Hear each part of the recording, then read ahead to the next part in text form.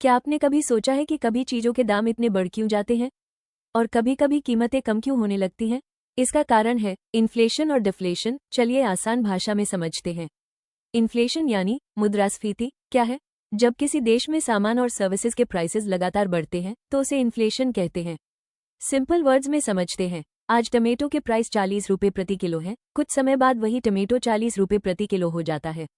यह इन्फ्लेशन है। इन्फ्लेशन में चीजें महंगी हो जाती हैं, मनी की परचेसिंग पावर कम हो जाती है, यानी पहले 100 रुपये में ज्यादा सामान मिलता था, अब उसी 100 रुपये में कम सामान मिलेगा। इन्फ्लेशन किन कारणों से होता है? मनी सप्लाई बढ़ना, डिमांड ज्यादा होना, प्रोडक्शन कम होना, गवर्नमेंट स्पेंडिंग बढ़ना। इन्फ्लेशन का इफेक्ट सीधा आम आदमी पर पड़ता है, जिससे लोगों का खर्च बढ़ जाता है, सेविंग्स की वैल्यू कम हो सकती है, लिविंग कॉस्ट बढ़ जाती है। अब समझते हैं डिफ्लेशन यानी मुद्रा संकुचन क्या है। जब किसी देश में सामान और सर्विसेज के प्राइसेस लगातार गिरते हैं तो उसे डिफ्लेशन कहते हैं।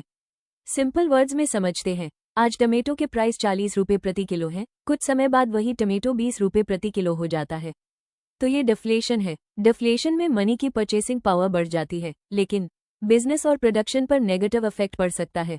डिफ्लेशन के कारण डिमांड कम होना, प्रोडक्शन ज्यादा होना, क्रेडिट कम होना। डिफ्लेशन के इफेक्ट्स: कंपनीज का प्रॉफिट कम हो सकता है, प्रोडक्शन और एम्प्लॉयमेंट कम हो सकता है, इकोनॉमी स्लो हो सकती है। इजी डिफरेंस हमेशा याद रखें।